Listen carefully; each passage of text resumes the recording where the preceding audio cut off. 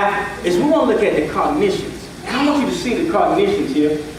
We're going to start in verse 39, and we're going to continue to verse 41. And as you're going there, I want you to see that these guys were on the cross, Jesus is in the middle, and Jesus is hope. So hope is right there in the middle for them.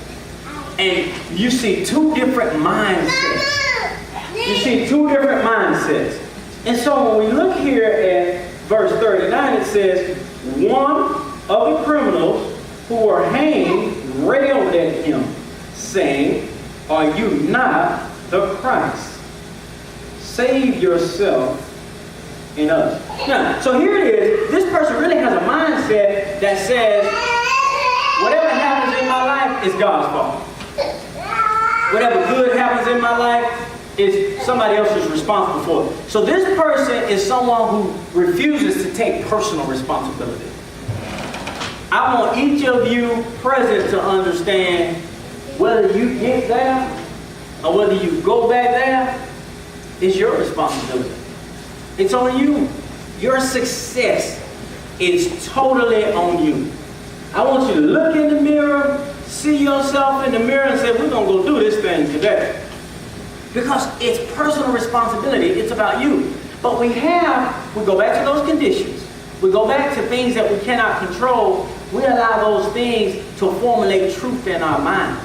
And somewhere along the line, this first criminal believed that God's job is to save me even when I don't want to save myself. And that no matter what I do, God is going to save me. And he had this belief system that said, you know what? No matter what we decide, life is already planned out. You know, there's a specific time I'm going to die. There's a specific person that I'm supposed to marry. And when it's my time, it's my time. And when it's not my time, it's not my time. I know some of y'all here believe that stuff now. I'm right or wrong. Let me tell you something.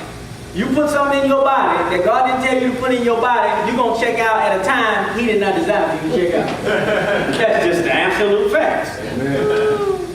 Now, God has given you principles and precepts on the type of person He wants you to unite with. You find somebody who's contrary to what God says, and then you marry that particular person, you can't say God put you together, you put yourself together. That wasn't a union God connected. And so I want you to know that that is personal responsibility. And your doctrine and your theology and what you believe, it will ultimately affect how you make choices. It will ultimately affect. Think about something that happened to you when you were young. Think about some of the things that you find many individuals in certain parts of the city, they have a certain experience with the police, right or wrong. And they saw the police pick up something and put it in somebody's car, and people didn't even have anything in the car. So now, when that person matures, how that person going to respond to the police? As their friend? But the police might really be his or her friend. But based on that one experience that happened in that life, that person concludes the police ain't no good. They some low down, and I'm not saying that they're good, I'm just saying. And so, but that begins to formulate truth in their mind. Or you go to a doctor and your leg was broken, and you went to a small time doctor and you didn't have insurance, and what the doctor did? Sent you back home.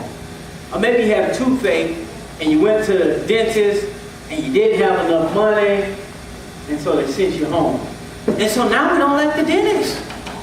We don't like the doctors. Based on experience, and we tell ourselves a certain truth in our mind. So I want you to understand, all things are possible. Why do I want you to come in and read this word of God? Because I want to open up your mind. There are some experiences in you. There are some thoughts in you. There are some things that happen, some things that you observe that are in your mind. And these things are affecting your choices going forward. The more possibility I put in your mind, the more miracles of Jesus I tell you about. And then all of a sudden, something starts to happen and you stop doubting as much as you used to doubt. Then you start believing like you never believed before. And then you start standing in faith like you've never stood before. And that's all because something new is in your mind now. The third C